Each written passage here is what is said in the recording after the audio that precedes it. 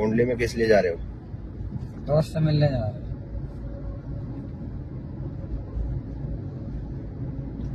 शादी हो रही है? हाँ।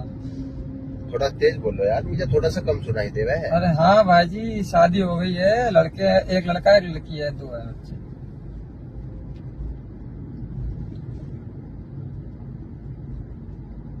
गोलू, हाँ जी।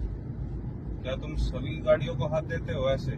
नहीं, आज कोई ऑटो वाटो नहीं मिल रहा, तभी हाथ दे दिया। अच्छा, आज ये तुम्हारा आखिरी हाथ होगा। मतलब? हाँ। गोलू, हाँ जी।